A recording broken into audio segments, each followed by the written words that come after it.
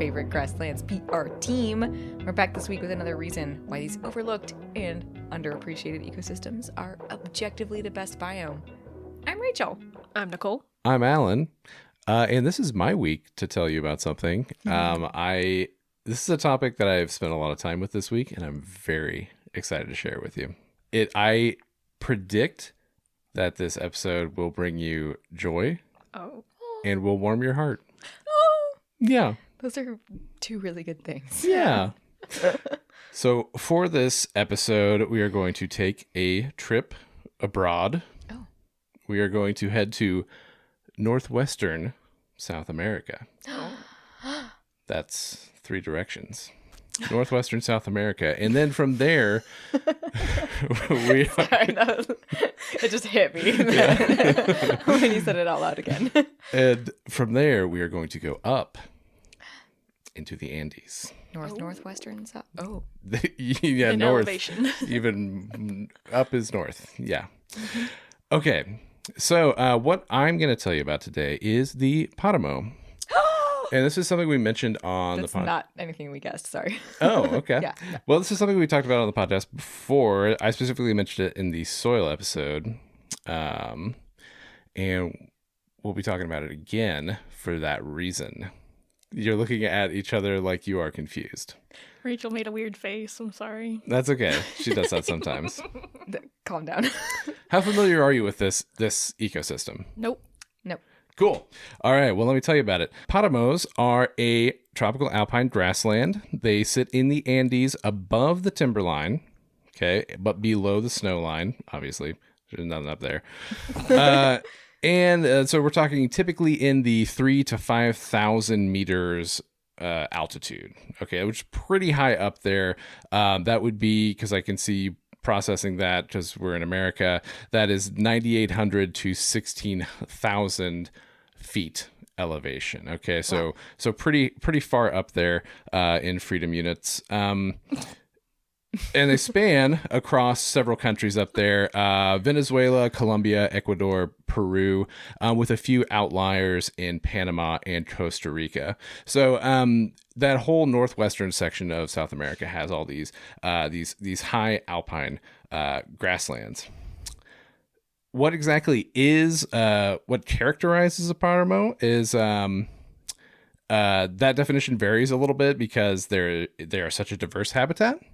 But the people who wrote, and this is my main source for the episode, is a checklist of plant diversity, geographical distribution, and botanical literature, where they reviewed thousands of papers and put it all together. This is from 1999, kind of giving a broad overview of everything in the Páramo and what makes it special. They said that it's characterized by tussock grasses, large rosette plants, shrubs, and then some evergreen and other little hard-leaved plants, and Trishan plants up there. So kind of picturing tussocky, bunchy, nice blankets of grass in these kind of alpine, Andean, areas. I don't think I've heard people refer to those as hard-leaved grass. The plants up there are interesting. Okay, and we'll talk about them a little bit more here. But this is a kind of extreme environment. There is first of all, it's very exposed up there because you're above the timberline. And so you've got huge temperature swings. You've got a daily freeze thaw cycle happening throughout big parts of the year. You've got lots of sun exposure. You've also got a lot of plants that get stunted, okay, because of some of the other elements happening up there. It's interesting. There's a lot going on in this little ecosystem, and we're going to talk about it in more detail here. But it's also important to know that even though this is a high altitude, kind of, I don't know, when we picture high altitude environments, they probably seem remote to us because we're thinking these are definitely human environments though in this part of the world, right? Oh, okay. These are there's a lot of people who live in these Páramo areas. They are utilized by people and have been for a very long time. There are people who raise livestock on them, cattle, goats, things like that, raising them for milk, meat, and wool. There's also people collecting firewood and logging and things like that up here in this area.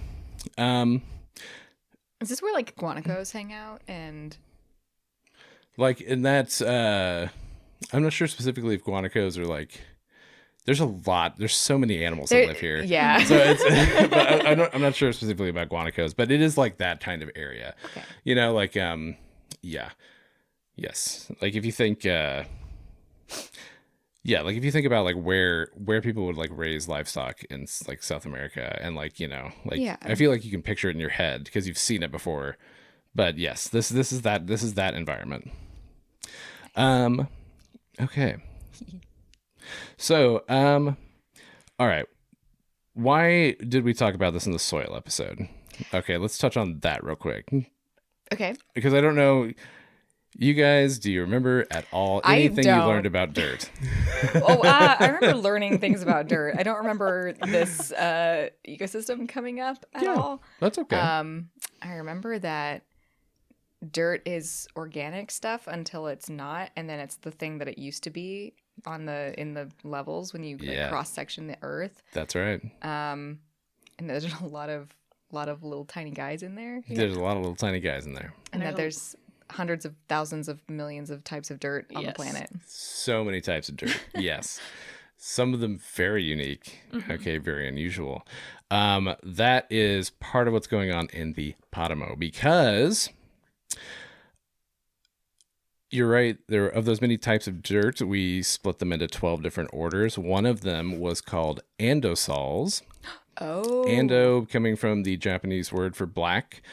These are soils that are high in volcanic ejecta, volcanic ash. So like these are shaped by the processes of active volcanoes, of which there are many in the Andes. Okay. So that these soils, you get a lot of things like volcanic glass in them that weather really quickly, and they end up creating all these really unusual minerals that have a higher than average capacity, much higher than average capacity for retaining water, retaining nutrients, etc. And it makes for a really rich, dark soil, really robust soil for this environment. So it's kind of unique that you've got such a volcanically active region, contributing recently lots of volcanic ash for this ecosystem to thrive. That's what makes it neat. Cool. Okay. That's the only thing. No, Nicole. Jeez. Got him fired up instantly. Like a volcano. Oh, man. Hey. When I tell you, I was like this whole ecosystem, it just it will please you. Just give it time, okay? All right. I can't wait. The end result of this is a huge biodiversity hotspot. Okay, you mix in all these interesting, climate factors, this really interesting, unusual soil, all this geology going on. You get a really interesting, active environment for a lot of evolution to happen. And a lot of really unique stuff because the environment is just so unique. Is that what we're? Yeah. Okay. Yeah, and it's also it's important to remember that this is as with many places that are kind of evolutionarily very active, kind of like the evolutionary cauldrons, right? You've got a mosaic of habitats, right? Which is another thing we've talked about a lot. And on a mountain in the northern Andes, you have a wide range of environments going on too, which is a good point. Maybe we should talk about okay, what is all going on these mountains, right? Yeah. Okay. Also, evolutionary cauldron, such a good mental image. Oh yeah. Yes. Yeah. What is brewing up in the Andes? I don't know. Let's find out. Yeah. Something's cooking up there. So let's look at the kind of let's just do like an anatomy of these northern Andean mountains by just sort of like starting at the bottom and then whoop, going up, right? Okay, rocks. Rocks. They what? At the bottom of the mountains. Oh yeah, right. Yeah. Okay. At the lower altitudes in these environments, in that 2,000 to 2,400 meter range, you have the cloud forests. Oh, Okay. Which is very fun. The very humid montane forests. Literal clouds passing through them. Right. Hence the name. You go up a little bit from that, you have what are called elfin forests, which apparently there are dwarf forests and elfin forests, both very magical sounding. Yeah. Wait, why is it called an elfin? You're probably going to say that. Never mind. No, I'm sorry. I'm actually not 100% sure what the difference is between a dwarf forest and an elfin forest. Okay. What's the origin of that word here in this context? Elfin? Yeah.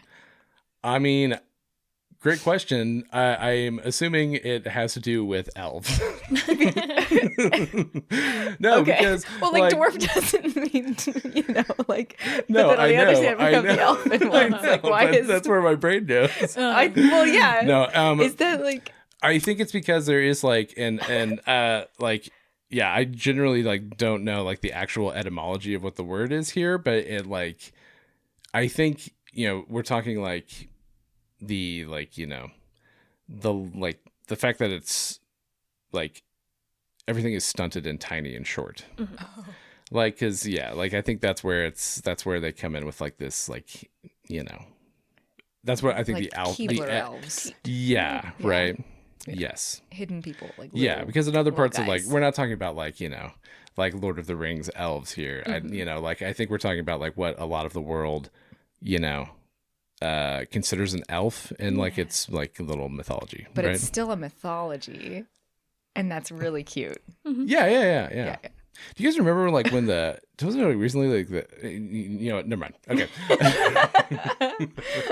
No, I don't remember that. I was pretty sure didn't the President Obrador in Mexico recently like claim he saw an elf? Oh. Yeah. Yeah, that happened, right? Yeah. I'm pretty sure it did. It was a really big deal in social media because the government usually doesn't acknowledge the existence of elves. The existence of elves. Yeah. Guys, what a wild time to be alive. Okay. Oh, it really is. Moving on.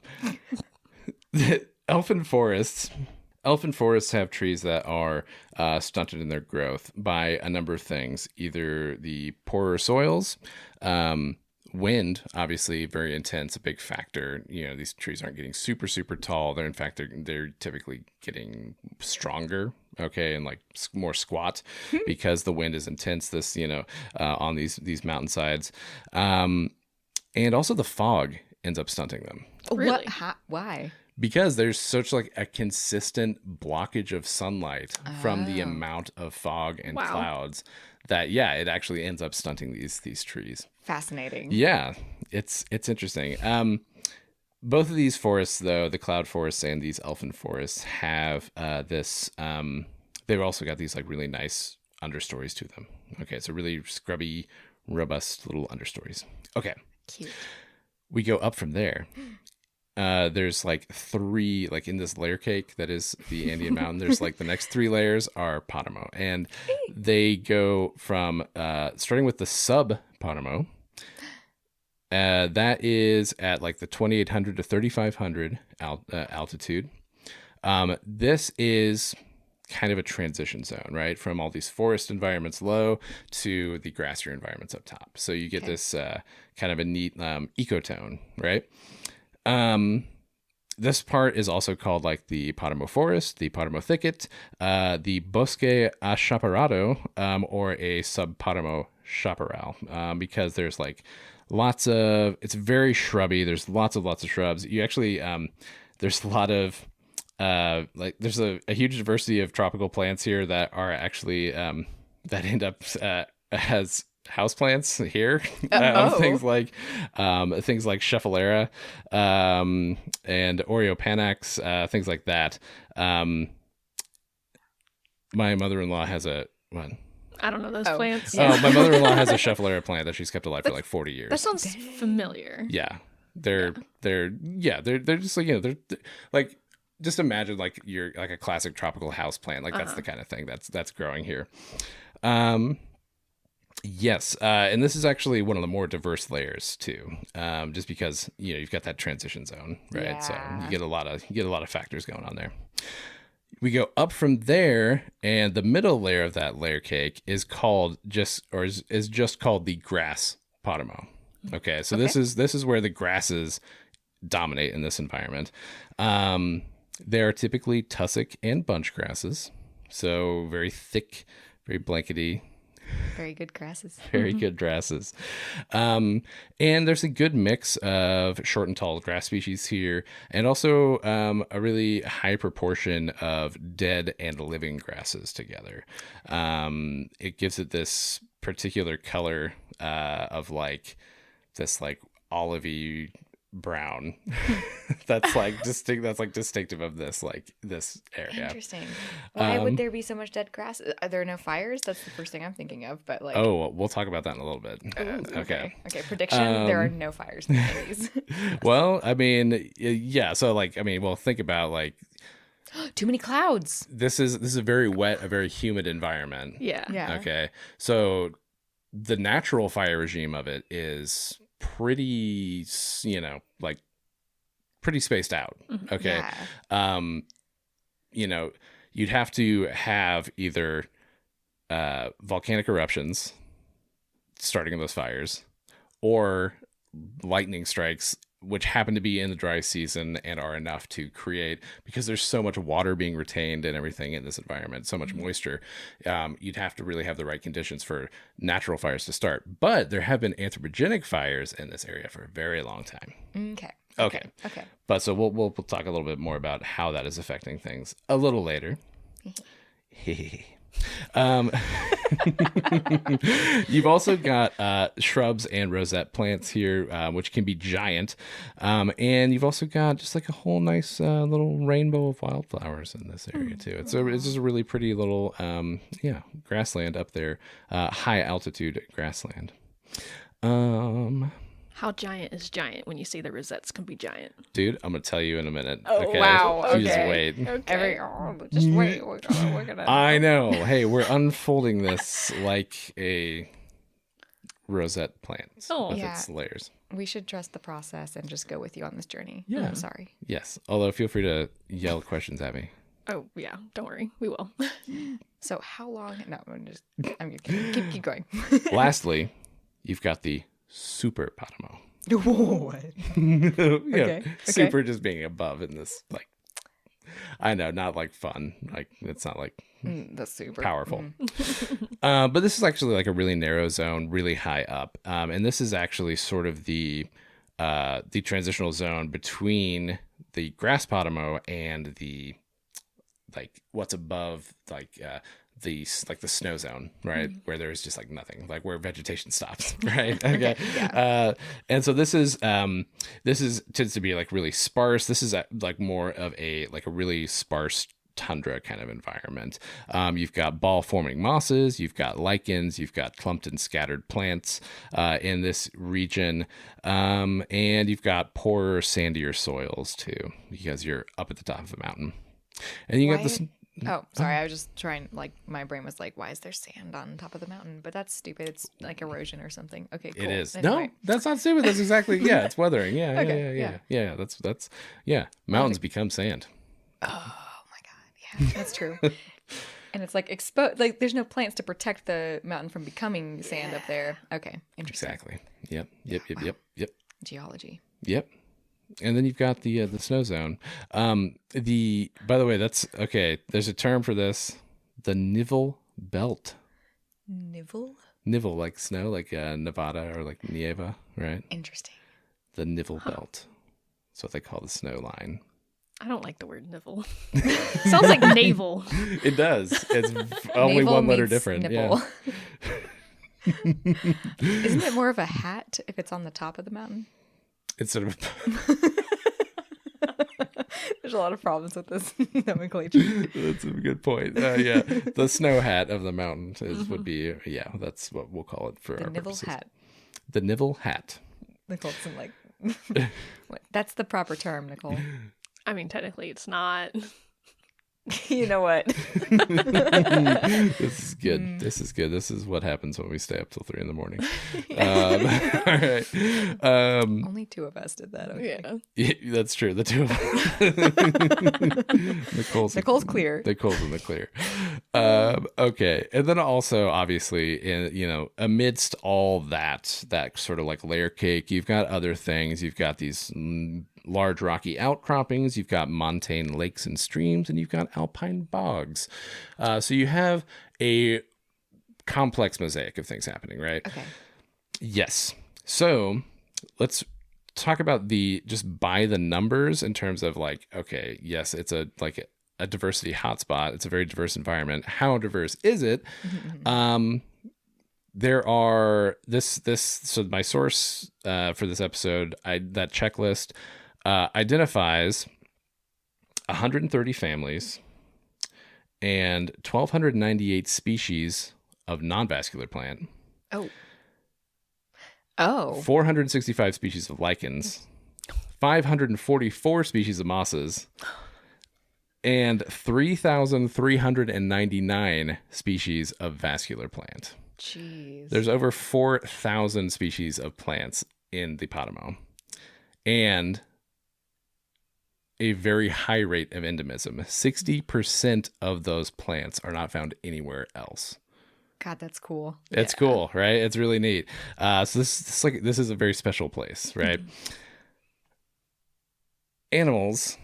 Let's talk about the animals, because this is going to be getting into like the thing that I was like, ooh, the thing that I really I'm excited to talk about. Are there elves in the elfin forest? Yes. No. Okay. I don't know. Maybe the president is hiding information from us. Oh, man, they probably are. I mean, yeah. If elves were real, they wouldn't tell us. No. In Iceland, they build roads around where the elves live. Like that's really the roads meander a lot because you have to avoid. You can't disrespect where they are known to exist. Yeah, because they're probably like they will like steal your like teeth or something. Yeah. They're probably like that kind of elf. Yeah, for sure. Oh, yeah. More like your children, but yeah, your children's teeth. Yeah. Not just the whole child. the whole child. Oof. All right. Animals. Non-mythic animals. You get a lot of stuff in here. You get there's a species called the Paramo wolf, which is it looks like a fox, but it's not a fox. It's actually more closely related to wolves and jackals, but it's little. It's also called the colpeo, I think. Oh, okay. I've heard of colpeos. Yeah. Okay, yes. You get spectacled bears. You get Andean condors. Okay, are this is a big region for them. But I think in true grassland groupie fashion, what I'm going to talk about is pollinators. Yeah. Okay. And there's a lot of bug activity that goes on up here. Bumblebees are a very, very important pollinator for these ecosystems. But that's not the pollinator I want to talk about. Okay. Because there are many, many plants of the Páramo that are pollinated instead by hummingbirds. Oh, that is under 200 grams. That's the perfect animal. It's way under 200 grams. It's like 2 paper clips worth of grams. Yeah. Like and the hummingbirds we're going to talk about today. Like they're like we're not talking like the like the giant like the Patagonian hummingbird, which is huge. It's like 24 grams. We're talking about the ones that are like 4 to 8 grams. Oh, little babies. Oh my gosh. Oh my god. Okay, this is great. I'm so on board for this. Yes, hummingbirds, which you asked me for a hint, and I told you it was the most powerful creature on Earth. You did say that. Yes, and I did. That is how I feel. I love hummingbirds. Incomparable metabolism. Okay. Bravery. Solo migrants. Fascinating. Yeah. Okay. Oh my god. Over oceans, like what? You're too small. Yeah. Right. Isn't that absurd? Yeah. Yeah. Very powerful hearts. Yeah. Okay. 1,200 beats a minute. Cannot beat it. Yeah. Oh Whew. my god. Very good animals. So we're going to talk about the hummingbirds of the Andes, and because they're man. Okay, we're going to get into it. We're going to get into it. This is great. Okay. Before we get into it, though, let's do a quick quiz. Oh my God. Yes, let's go. I'm going to ask my co-hosts here. If you guys get this right, I will buy you a hot chocolate or a boba tea or whatever. Okay. According to the Kansas Ornithological Society's checklist of Kansas birds, how many species of hummingbird have been sighted in our home state of Kansas? Oh my God. What do you think? Rachel is listing them off in her head because she is a very capable bird. I know like 2 like 3 hummingbirds total in the entire world. So. Perfect. Oh, we're gonna learn some things. Nicole goes first. What? No, I want to cheat off you. No, I'm not gonna let you do that. That's why I'm making you go first. I forgot to hide my hand that I was counting with while I was counting. So, oops. Let's go with 8. Oh my God. Okay, what do you got? I had fewer than that. 6. Okay, these are good guesses. Oh my God. It's actually a little higher than that. Okay, these are, and again, this is from the KOS list. So these are like confirmed to have been sighted in Kansas. Yes. Okay.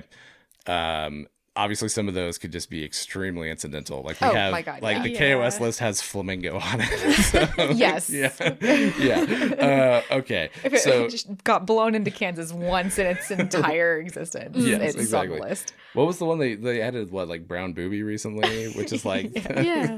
That's never gonna happen again. Yeah, that's never gonna happen again. Okay. There are 11. Okay. Now, Nicole. of those 11, how many do you think have 10 or more confirmed sightings in the state of Kansas? 4.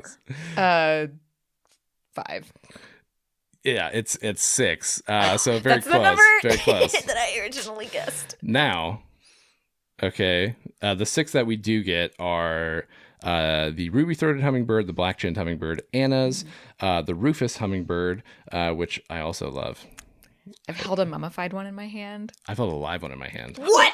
I felt a live one in my pocket. Oh my God. I've put a band on one. It's How? very They have difficult. no legs. You have to get them to grab a toothpick. You gently pull their leg away from their body. You also need to wear like magnifiers because the band is so small and it's very difficult to read the number on it. Oh my gosh. Yeah, and they're very good. And you have to have a little cup of nectar for them to like sippy sip while you're banding them because if it takes like more than a few minutes, they're gonna get like worn out. It's beautiful birds. Okay, and then the broad-tailed hummingbird. So those would be the 6 that we have. Black-chinned was the one I didn't consider Mm. in my 5 estimate. So close. Yeah. Of those, how many of those 6 would be considered a regular sighting in Kansas? Would be considered like common, uncommon. Yes. So instead of like, as in like not accidental, which of these 6 would be considered regularly occurring in Kansas? I'm gonna go with 3. I mean, it kind of depends on like your definition of like how common. It's true. I want to say 1. 1 is correct. Oh. Yes. It would be the ruby-throated hummingbird, right? The ruby-throated hummingbird being the only hummingbird that actually breeds in the eastern United States. Okay. So 1 hummingbird is what we regularly get. Yeah. So to contrast, how many species of hummingbirds do you think there are in Peru alone? Oh my God. 30. 100. 190. Oh my gosh. 190 species of hummingbirds. What? Wow. Good What? Lord. Okay. That is like such a tragedy for us. Yeah. It's 190 species in Peru, 132 in Ecuador, 160 in Colombia. Which is like, insane. Being a birder in Peru is such a feat. Oh my gosh. I can't even imagine. We have we measure the like number of birds in our states in like hundreds. Yeah. Not like, oh, we have, 5,000 species of birds here in Peru, right? Like, I can't imagine. Okay. So it's an extremely diverse group, more diverse than, perhaps some of us in the United States can really appreciate. Yes, and a lot of them are like Paramo specialists. Okay. All the hummingbirds that I want to talk to you today are from a specific little subfamily called Lesbianae. Yep. Nice. Yeah. Nice. It's yeah. Happy Pride, everybody.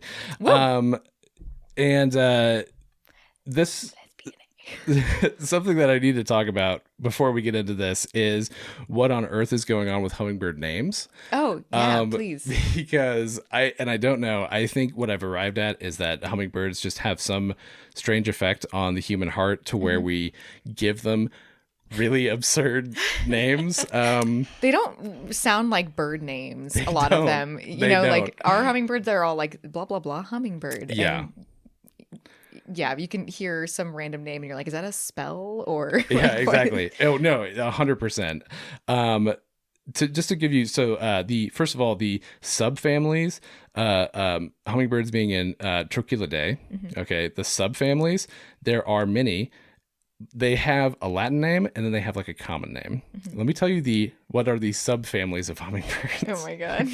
Okay. You've got your topazes, your hermits, your mangoes, your emeralds, your mountain gems, your bees, and then the two subfamilies in Lesbianae, the brilliants and the coquettes. Oh.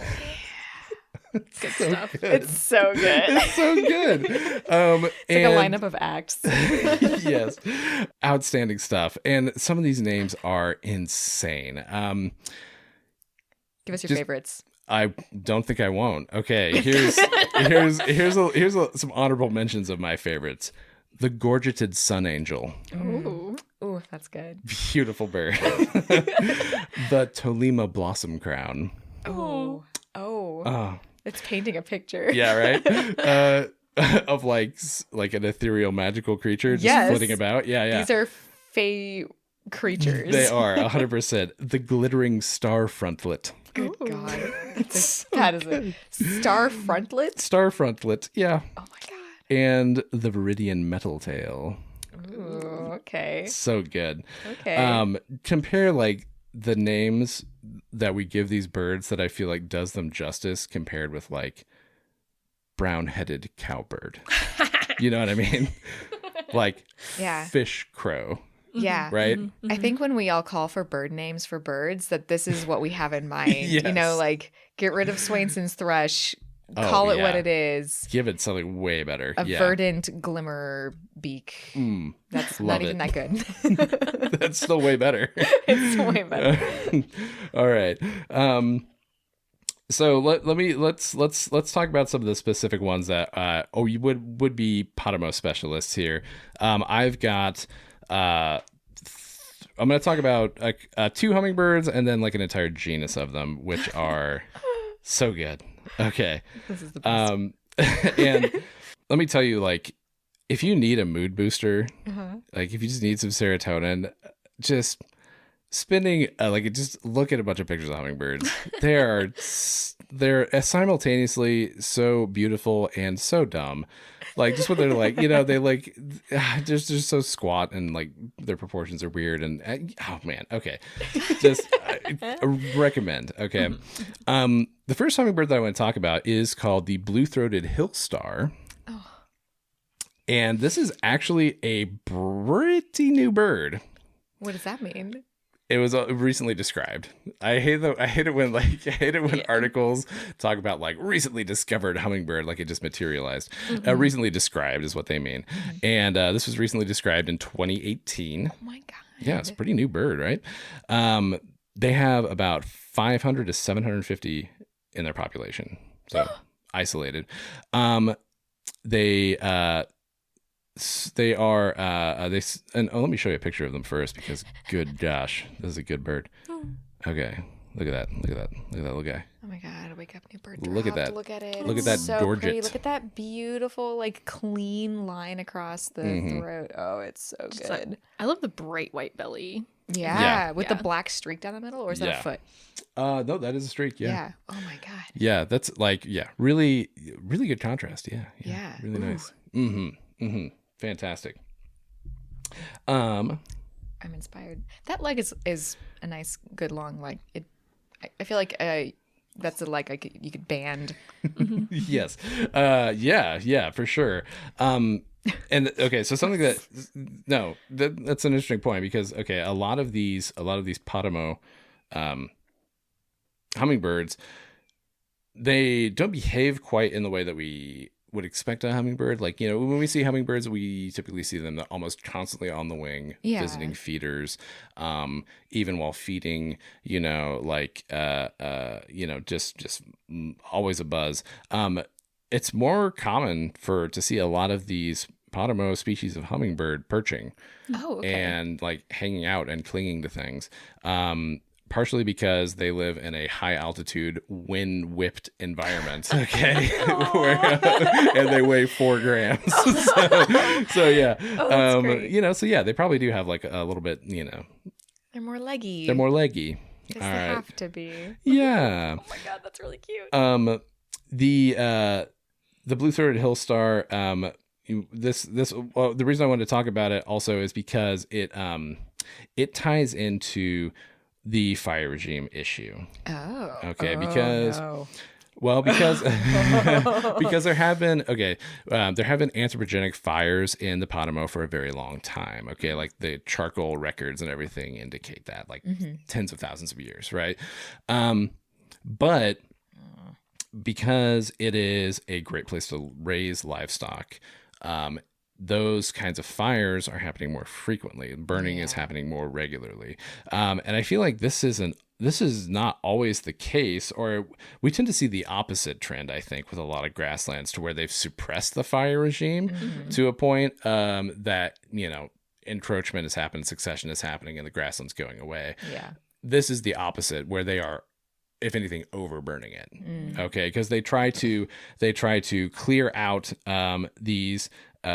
clear out some of those old dead grasses for new growth for the livestock.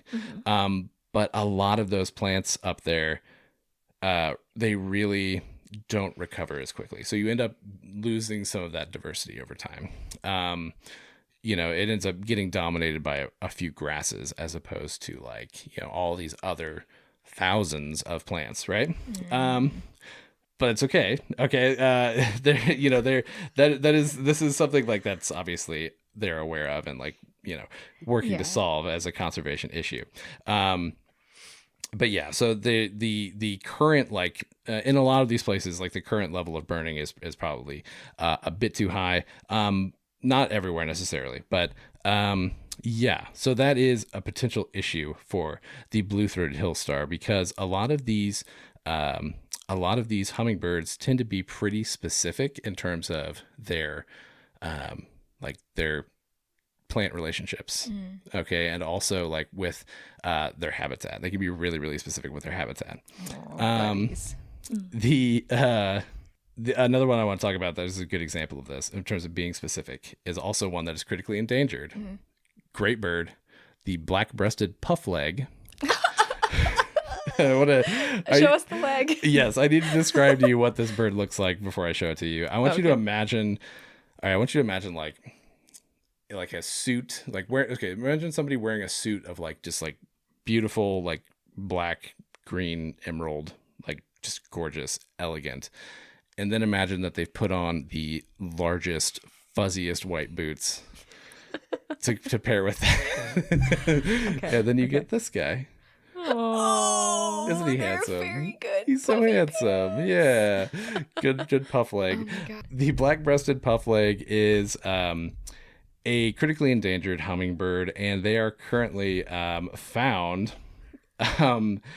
largely within one active volcano called Pichincha, which is a conservation problem, right? If you have the But they made that choice. They did. Well, also, I mean, the reason that they're there is because they've lost like 97% of their other habitat. Yeah. Yeah. And this is a volcano that has been active as recently as 1998. So, it is like, they're really on the precipice there, because when you're that close to an active volcano, like one bad thing could result in the catastrophic and immediate end of that species. But there are species that utilizes a lot of these different environments. Okay, they don't really actually thrive in the open grass Paramo. They tend to they cross over between all these different environments, between the edges of these montane forests, in that kind of sub-Paramo ecotone.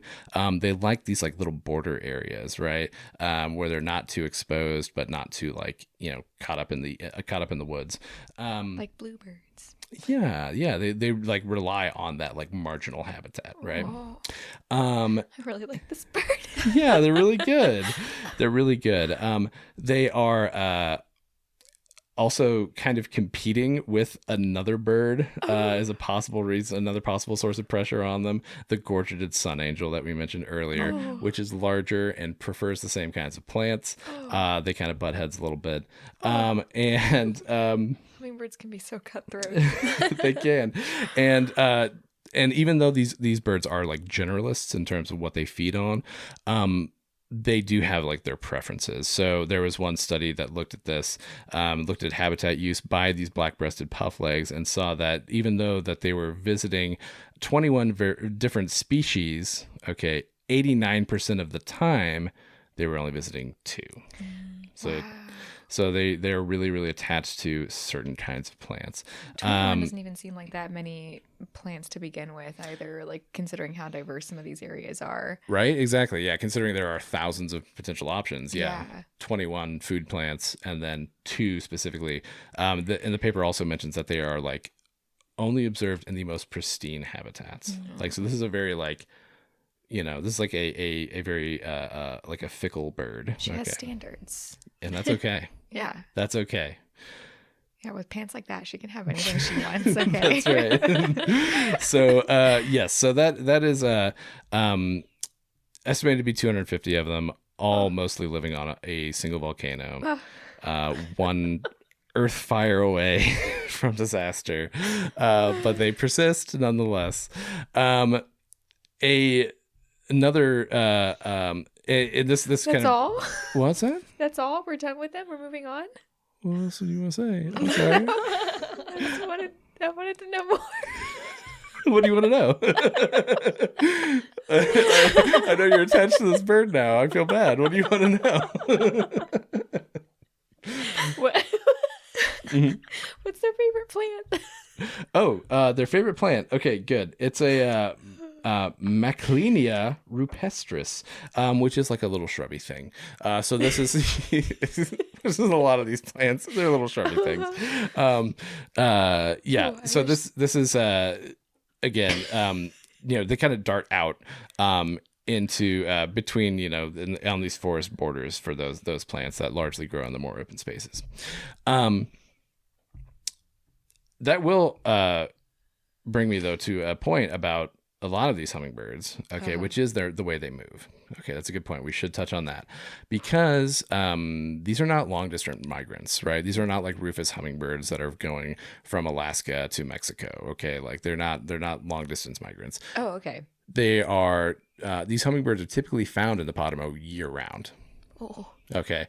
Do they migrate like elevations or no? Yes. But they're really specific habitats, though. True, yes, but no, you are right. They do. They are altitudinal migrants. Okay. So we see you can observe these birds moving up and down with the shift from wet to dry season. Okay. So like they would prefer the lower elevations, woodlands, and more bushy Páramo during dry seasons, and then moving up in the wet seasons. Okay, so they kind of bounce around, which is also fascinating to me, just because moving in altitude is can be almost as intense as like shifting in latitude, right? Yeah. And it's much faster. You Right. can, the climate at the top of a mountain is very different than the climate at the bottom of a mountain. Especially when you have wings. Especially when you have wings, yeah, right. When you can, just like fly and stuff, right? Yeah, right. Yeah. So I think that's interesting. How quickly they have to end up shifting between these environments, which we said can be very harsh and very exposed. That's a good point. Oh, I did also write down a fact here about volcanologists, because when I talk about the last time Pichincha erupted, actually 2 volcanologists were killed. May they rest in peace. Volcanologists are per capita it is the most dangerous discipline of science in terms of like how many volcanologists end up losing their lives in the course of their study. It's makes sense. Yeah, it's a real dangerous thing to study. Yeah, especially since like you got to like get up in there while things are popping off for a lot of that. So, yes, very, very, yeah. Whew. All right, I want to move on now. Oh. Rachel, there's 190 hummingbirds. Okay, we can't. Okay. I would love to talk about all of them. Yeah, but we can't. So I'm just picking like some of the real good ones, right, like the ones that personally like just stirred my heart. And this is the genus that we're going to talk about. Okay, I'm ready. These are true grass Paramo specialists. These are open area grassland hummingbirds. They are the helmet crests, genus Oxypogon. There are 4 species. Okay. 2 of them are least concern, so that's good. No. We don't have to be sad. Yeah. One of them is vulnerable. One of them is critically endangered. But helmet crests. These are also bearded hummingbirds. Okay. Yeah, they look really cool. So they have a they do have a long beard. They have a long crest as well, hence the name helmet crest. They have this very interesting tend to have like a mask and then also a border around their beard, and their beard is like the gorget, right? So like the iridescent, the really bright feathers that we see on hummingbird throats, for them, that's their beard. Okay, they look really cool. Oh my god, that's so cool. Let me show you. All right, so here's some pictures. This is the this isn't the best picture, but I just like this one because he looks so proud of himself. This is the blue bearded helmet crest. Look at him. I know, he's so good. And then let me here's some sketches of what that looks like as well, for a little bit more regular kind of, The face markings are so fun. It's so different from a lot of birds. Yeah, for sure. They really are. That's the white bearded. It's so good. And I do like that, all of these are like, they're drawn perching because that's how you would normally see them in this environment, in this Páramo environment. So wild. So good. So let's talk about which species there are. There is the 2 that are least concern are the green bearded helmet crest and the white bearded helmet crest. Again, preferring those nice open Páramos. And they are altitudinal migrants also. You've got the white bearded in Venezuela, you've got the green bearded in Colombia. The range of these things is very small, but they are still considered least concern, right? You've got the ones that are the one that is threatened is the blue bearded, or no, that's the one that's critically endangered. They like our friend, the black breasted puffleg, they are confined largely to like specific mountains. Okay. Which is strange to think. And also the same with the buffy helmet crest. Absolutely gorgeous bird. Looks a lot different than the rest of the genus because it has a black face, a white collar, and a purple beard. Ooh. So good. And just like, buffy plumage also. So there's a very different color. But they are that particular species is found on Nevado del Ruiz, which is an active volcano in Colombia. Okay, so again, active volcanoes, potential conservation issue for these very rare birds. Is this I wonder if this trend is related, like if living on a volcano is a part, or is it just because like their range got so restricted that the volcano is the only thing left people couldn't touch? It's more the latter, because it's the reason that they're in their current conservation status is not because volcanoes keep blowing them up. It's right. Because, it's because of habitat loss. It's because of overexploitation of the Páramo grasslands. Yeah, when you put it like that. Yeah. Okay. But when you get to such a small number around a certain mountain, then volcanoes, I imagine, do become an issue for conservation. So. This Nevado del Ruiz erupted as recently as 1985, and it was it erupted with some deadly consequence. There was 23,000 people killed the last time it erupted. So these are not like Hawaiian volcanoes where you get like the nice pahoho flow. Yeah. Okay. These are like explosive, very dangerous, potentially cataclysmic volcanoes. Are there like gases that leach out of these places too and stuff? Yeah. Like that, I would feel like that would be really... like pyroclastic flow situations and stuff like that. Oh, okay. That's typically the kind of volcanic activity that results in the most death, because those pyroclastic flows are so high temperature and so fast that there is no time to react. Yeah. Yeah. It's not like Icelandic volcanoes, which kind of blah, blah, blah, blah, blah. And they can be like, oh, we've got time, let's divert this into the sea. It's not like that. No.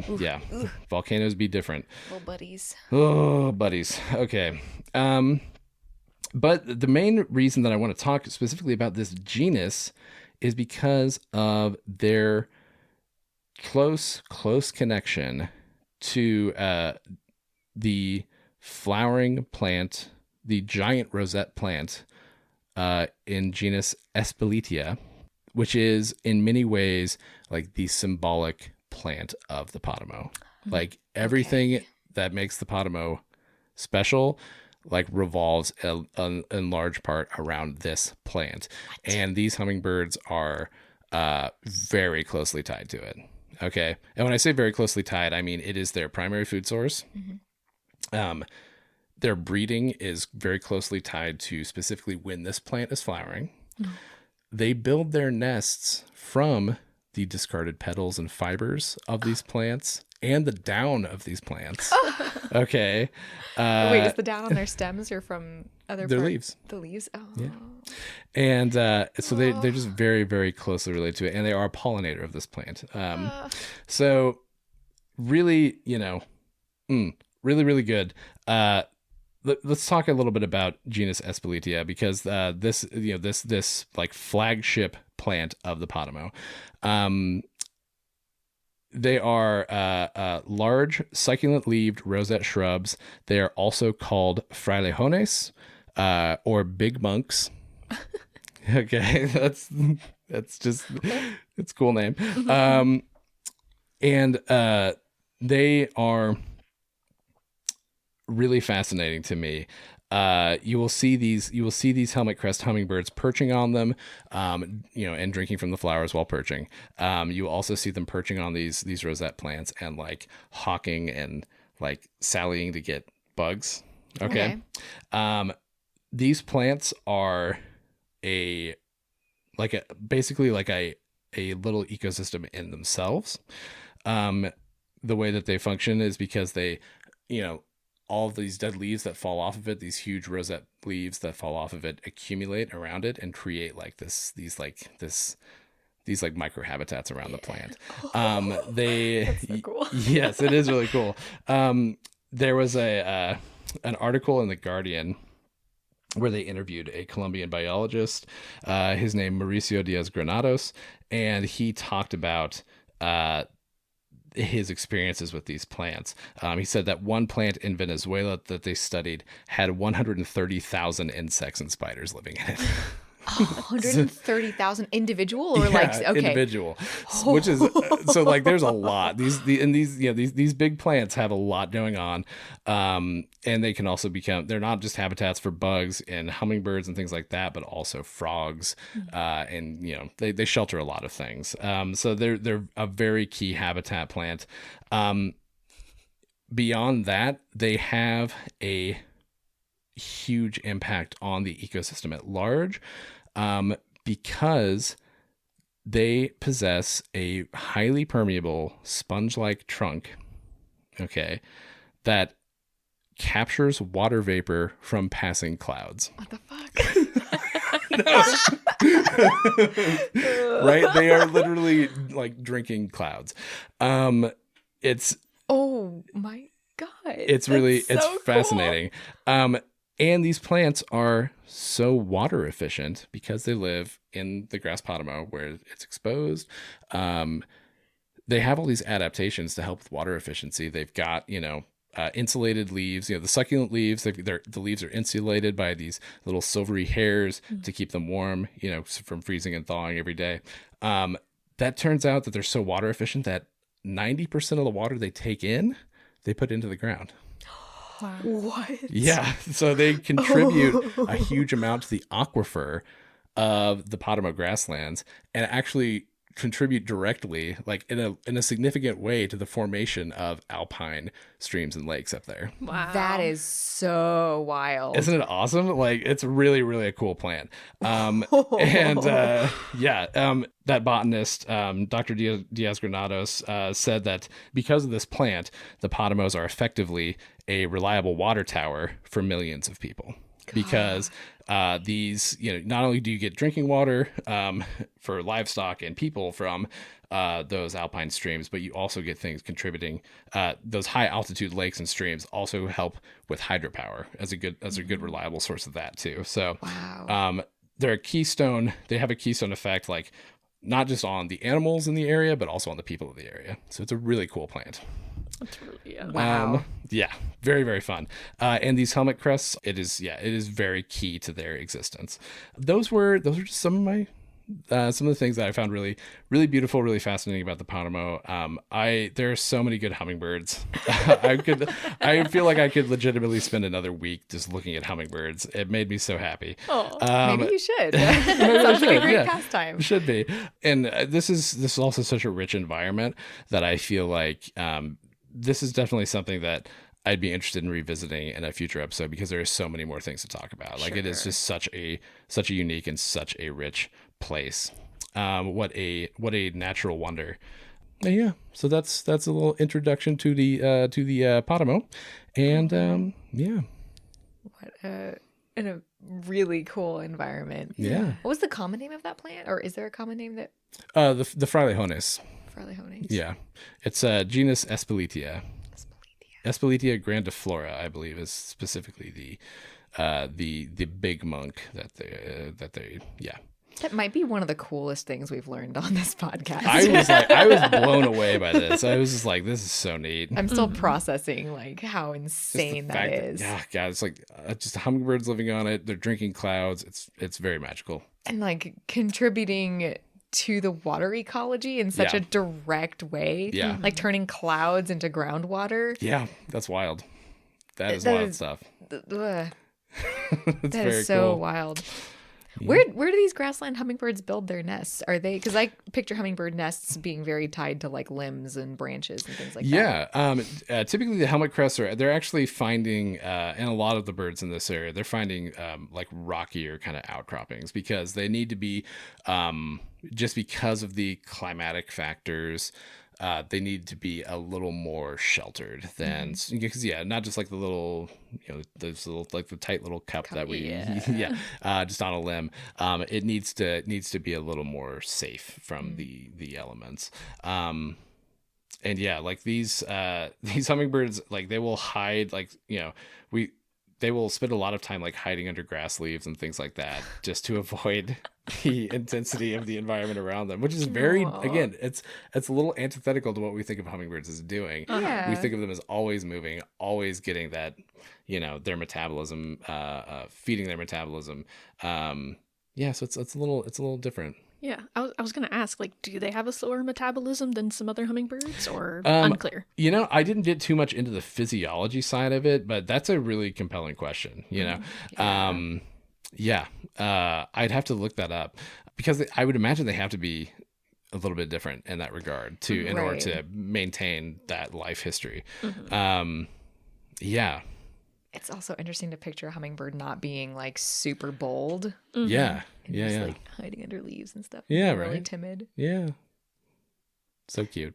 Every time I think of hummingbirds, I remember this, we had, I remember at the Paramo Museum, we had like this, in their bird hall, they had this like little panel that talked about hummingbirds and like how much ice cream you'd have to eat if you were a hummingbird. If a hummingbird was human sized, how much ice cream Please tell us. You'd have to eat like 120,000 calories a day. So it turns out to be like, I don't know, like 5,000 ice cream cones or something like that. But I don't know. This is very fun. Is there enough time in the day to eat 5,000 ice cream cones? You know what? Hummingbirds make it work. So why can't you? Well, they get to drink fluids. That's true. Hey, follow your dreams. Try to eat 5,000 ice cream cones in a day. Oh gosh. The brain freeze would be so intense. Oh gosh, constant. That's true. I'd get tired by like the third one too. So, yeah, those are some of the hummingbirds of the Andes, guys. And yeah, yeah. What good birds. What good birds. That was delightful. I was worried for a second when you were talking about all the bugs and pollinators and how there's so many bugs. I was going to be like, listener, if we're losing you, stay here because bugs are great. And then you were like, hummingbirds. Wow. And I was like, oh. Wow. If we lost you because it was hummingbirds instead of bugs, I'm really sorry. Dang, yeah, that's a good point. Thank you for representing the bug lovers out there, Nicole. Do you think there's a lot of like hummingbird v bumblebee competition on the Páramo? Competition? Páramo. I don't know. I didn't look into the dynamic of like how all these, like, you have such an insane number of like, pollinators and nectar eating things with all these hummingbirds.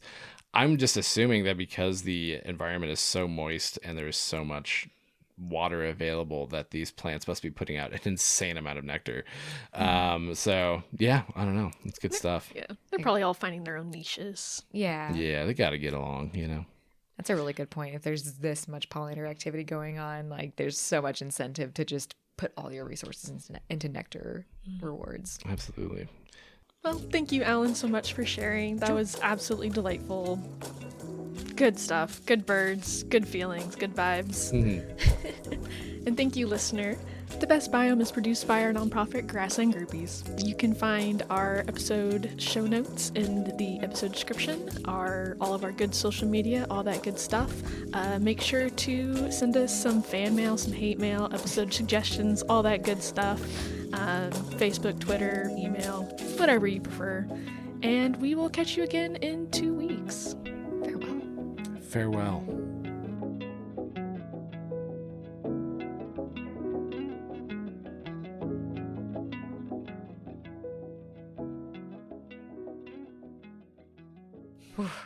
Is it a good podcast episode if you don't cry over at least one bird? Right? I know. Oh gosh. Yeah. I was also like, as I was researching this, like clutching at my chest a lot because I was like, oh, this is so good. It just, I don't know, this makes me happy.